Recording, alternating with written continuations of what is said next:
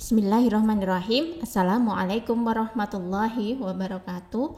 Alhamdulillah bisa bertemu lagi dalam video sebagaimana yang saya janjikan sebelumnya untuk membahas terkait dengan alur tujuan pembelajaran mata pelajaran proyek kreatif dan kewirausahaan.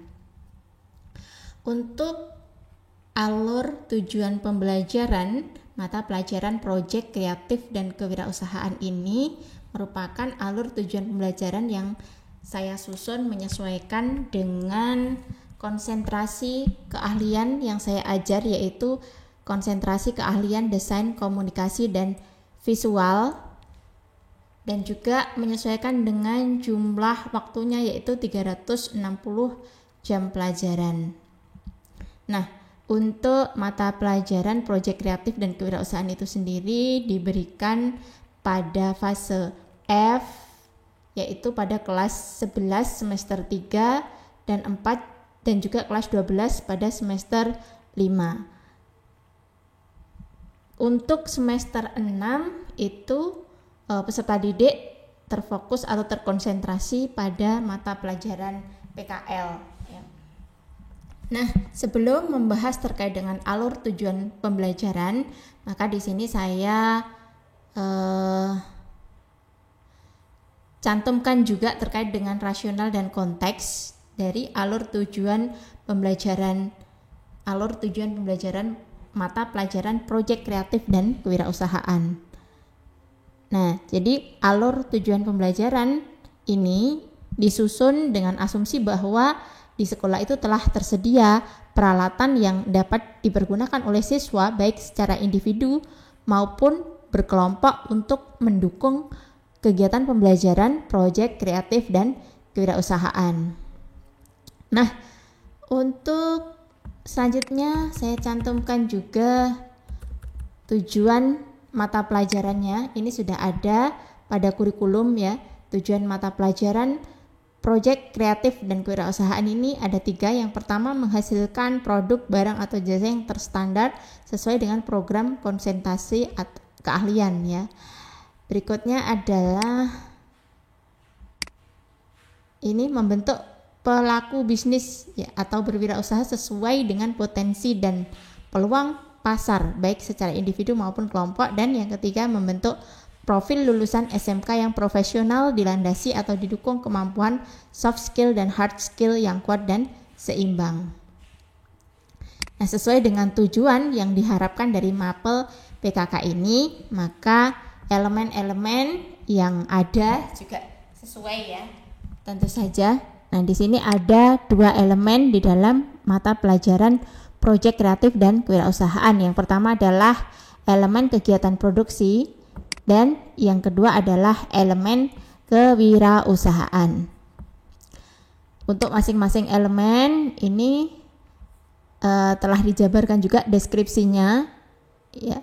Untuk elemen kegiatan produksi ini meliputi produksi dalam bentuk barang dan atau layanan jasa, meliputi perencanaan produk, pembuatan produk, pengemasan produk, serta distribusi dan layanan purna jual.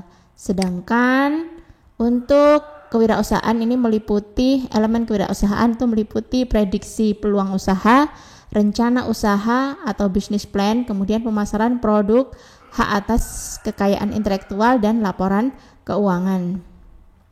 Saya cantumkan juga di sini capaian pembelajarannya. Nah, capaian pembelajaran ini pada kurikulum 2013 atau K13 ini istilahnya sama dengan kompetensi dasar ya.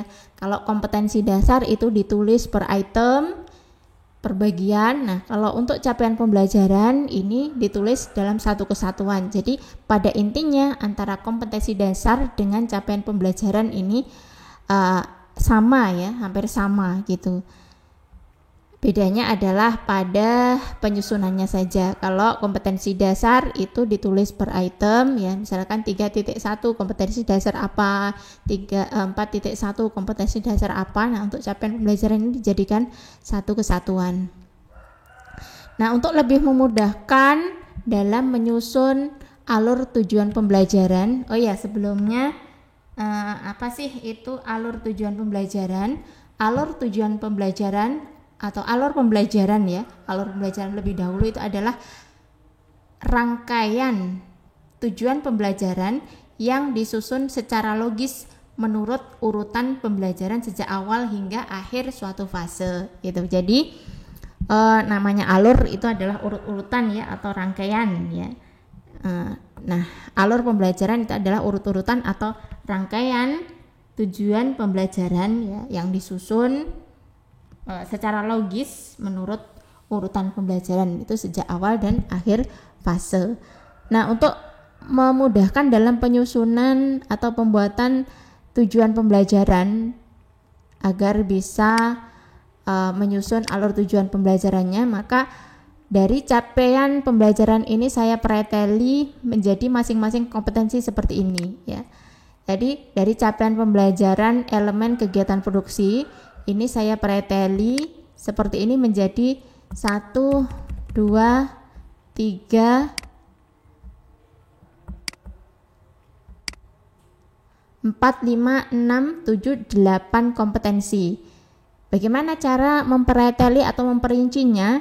Ya, nah ini di capaian pembelajaran ini seperti ini ya bunyinya. Pada akhir fase F, peserta didik mampu menyusun rencana produksi yang meliputi menetapkan jenis dan jumlah produk. Ini saya jadikan ya yang saya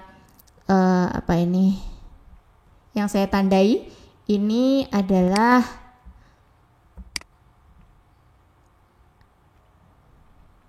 saya tulis dalam satu kompetensi ya. Kemudian yang berikutnya ini menetapkan desain atau rancangan produk. Ini saya tulis dalam kompetensi berikutnya, kompetensi kedua dan seterusnya ya sampai ini ada 8 kompetensi. Nah, dari masing-masing kompetensi ini kemudian disusunlah TP ya, tujuan pembelajarannya. Disusunlah tujuan pembelajarannya, yaitu merupakan rincian dari kompetensi yang ada ini ya, dan juga menyesuaikan juga dengan konten atau materi esensialnya. Nah, dari mana materi esensial atau konten ini didapatkan? Yaitu dari ini ya. Nah, kita perhatikan, misalkan kompetensi yang pertama ini menyusun rencana produksi, meliputi menetapkan jenis dan jumlah produk. Kenapa kok dikatakan kompetensi? Karena di sini ada kata kerjanya, yaitu kata kerja menyusun. Jadi kompetensi yang harus dikuasai oleh siswa pada bagian ini itu adalah siswa atau peserta didik dapat menyusun rencana produksi, meliputi menetapkan jenis dan jumlah produk. Sedangkan materi esensialnya ini bisa kita dapatkan dengan menghilangkan kata kerjanya ini ya. Kita hilangkan kata kerjanya, kemudian mengambil materi esensial atau kontennya, yaitu perencanaan produksi. Nah, seperti itu. Nah, ini sudah saya letakkan di dalam tabel tersendiri untuk alur tujuan pembelajarannya. Tetap saya cantumkan di sini elemen untuk lebih memudahkan ya, karena saya dalam menyusun alur tujuan pembelajaran ini tidak berurutan sebagaimana yang ada pada capaian pembelajarannya ya. Jadi elemennya ini saya sesuaikan dengan kebutuhan sekolah dan juga waktu yang tersedia gitu, dan juga kebutuhan peserta didik. Nah, misalkan untuk semester 3 pada fase F ini kan kalau di capaian pembelajarannya elemen yang pertama kegiatan produksi ya. Nah, kalau di sini yang saya dahulukan, yang saya berikan kepada siswa itu adalah elemen kewirausahaan pada konten atau materi esensial peluang usaha. Nah, untuk tujuan pembelajarannya ini saya preteli atau saya jabarkan dari konten atau materi esensial peluang usaha dan dari kompetensi, yaitu kompetensi ini membaca peluang usaha dengan mengidentifikasi potensi yang ada di lingkungan internal dan eksternal serta menetapkan jenis usaha. Ya, ini kompetensi ini saya preteli juga dari capaian pembelajaran yang kewirausahaan ya, elemen kewirausahaan. Nah, jadinya seperti ini. Ini saya berikan pada materi yang pertama. Jumlah total jam pelajarannya adalah 15 jam pelajaran pada fase F semester 3. Dan seterusnya ya. Berikutnya adalah kegiatan produksi. Nah, ini sebagaimana yang kemarin sudah saya sampaikan alur materinya pada video yang sebelumnya.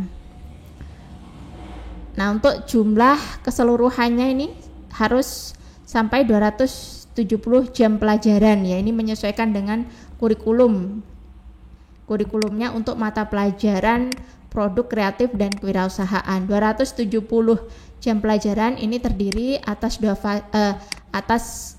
satu fase, yaitu fase F pada kelas 11 itu 180 jam pelajaran yang dibagi menjadi semester 3 dan semester 4 masing-masingnya 90 jam pelajaran. Kemudian pada semester 5 fase F itu ada 90 jam pelajaran. Untuk semester 6-nya tidak diberikan karena siswa berkonsentrasi pada mata pelajaran PKL.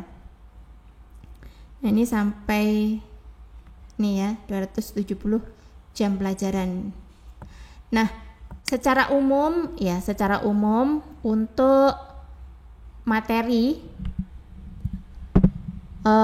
mata pelajaran proyek kreatif dan kewirausahaan pada setiap konsentrasi keahlian itu sama. Nah, nanti yang membedakan itu adalah untuk konsentrasi produk yang dihasilkan.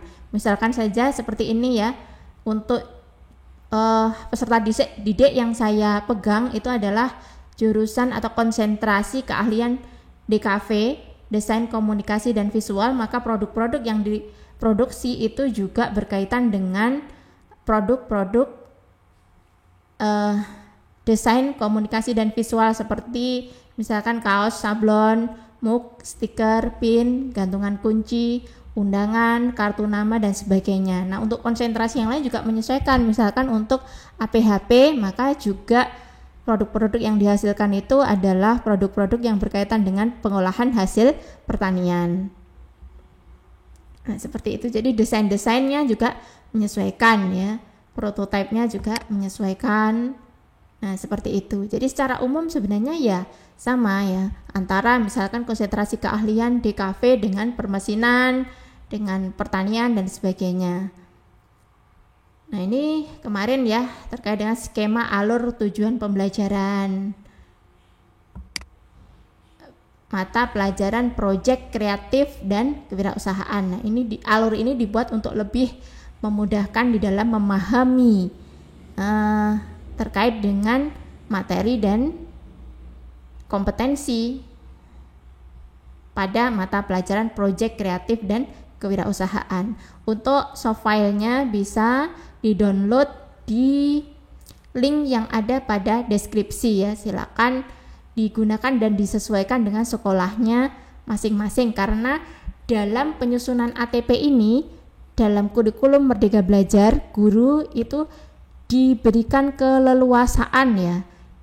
Diberikan keleluasaan untuk menyusun ATP-nya atau alur tujuan pembelajarannya. Jadi tidak harus misalkan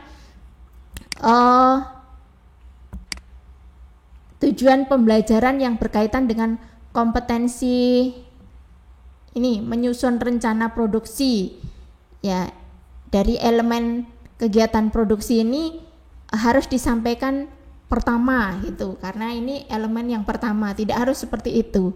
Jadi ini guru diberikan kebebasan, kemerdekaan untuk menyusun alur tujuan pembelajarannya, sehingga ini lebih memudahkan guru untuk menyesuaikan dengan kebutuhan masing-masing SMK, kebutuhan peserta didik dan sebagainya. Demikian terkait dengan alur tujuan pembelajaran mata pelajaran proyek kreatif dan kewirausahaan. Semoga bermanfaat. Wassalamualaikum warahmatullahi wabarakatuh.